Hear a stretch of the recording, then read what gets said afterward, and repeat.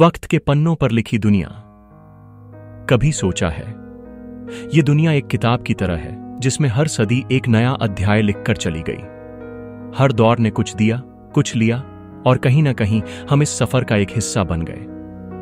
जब दुनिया सिर्फ जमीन का एक टुकड़ा थी, एक वक्त था जब दुनिया में न सरहदें थीं, न जंग, न दिखावे के मुखौटे। इंसान ने छोटी छोटी बस्तियां बसाईं, एक दूसरे के साथ जिया और जिंदगी का हर दिन एक नए सफर जैसा था। फिर उसने आग जलाना सीखा, पत्थरों से हथियार बनाए और धीरे धीरे दुनिया बदलने लगी। 1400 दशक, दुनिया को खोजने का जुनून। जब इंसान के मन में एक नया सवाल उठा, इस समुद्र के पार क्या है? तब कोलंबस ने अपनी कश्ती उठाई और नए देशों की तलाश में निकल पड़ा। उसने अमेरिका खोज लिया, मगर शायद खुद को कहीं खो दिया। इसी दौरान लियोनार्डो दा विंची अपनी स्केचबुक में एक नया संसार रच रहा था। उसके बनाए डिजाइन दुनिया से कहीं आगे की सोच थे।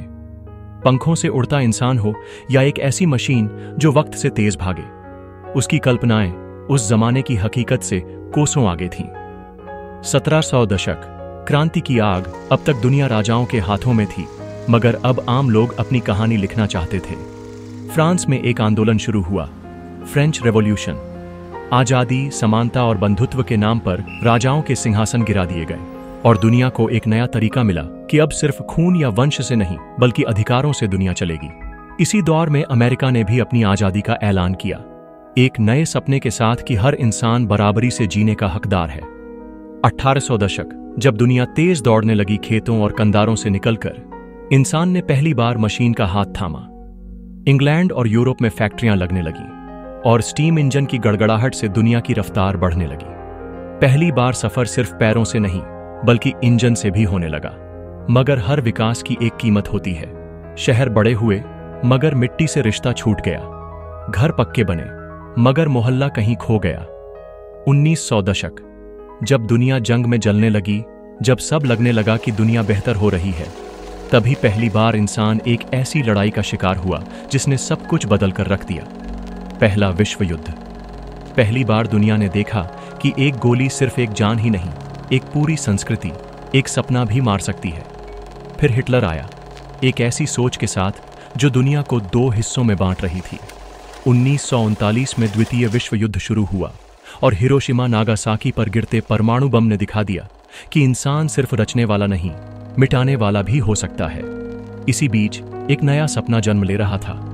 1947 में भारत आजाद हो गया। वो सपना जिसे गांधी जी ने देखा था और भगत सिंह ने अपने खून से लिखा था। 1950 के दशक से 70 के दशक तक, जब इंसान चांद तक पहुंच गया, जंग के बाद दुनिया एक नए सफर पर निकली, अंतरिक्ष की दौड़। अमेरिका और रूस एक दूसरे से आगे निकलने की होड़ में थे। फिर एक दिन नील आर्मस्ट्रांग ने चांद पर पहला कदम रखा और कहा, यह एक आदमी का छोटा कदम है मगर मानवता के लिए एक बड़ी छलांग। इस दौर में दुनिया नए सपने देख रही थी। संगीत, सिनेमा और कला एक नए मोड़ पर थे। हॉलीवुड दुनिया पर छा गया और बॉलीवुड नए सपने बेच रहा था। बीटल्स के सुर हर गली में बज रहे थे और मोहम्मद रफी की आवाज रेडियो पर एक नए जमाने का गीत गा रही थी। 1990 दशक, जब दुनिया एक गांव बन गई, पहली बार दुनिया एक छोटी स्क्रीन में सिमटने लगी। इंटरनेट आया और दुनिया सिर्फ नक्शे पर नहीं बल्कि स्क्रीन के अंदर भी दिखने लगी। पहली बार ईमेल लिखा गया, पहली बार मोबाइल फोन बजा और पहली बार इंसान को लगा कि अब सफर सिर्फ चलकर नहीं बल्कि एक बटन दबाकर भी हो सकता है। और फिर 2000 का दौर आया जब सब कुछ पास आने लगा मगर रिश्तों का डोर ढीला पड़ने लगा। दुनिया कनेक्टेड हो गई मगर लोग डिस्कनेक्ट होने लगे। एक वक्त था जब हम सफर का हिस्सा थे, अब सफर एक स्क्रीन पर चलने वाली कहानी बन गया है। वक्त अब भी बह रहा है और दुनिया नए पन्नों पर लिखी जा रही है। बस एक सवाल है, हम इस किताब के सिर्फ पाठक हैं या नए सफर लिखने वाले?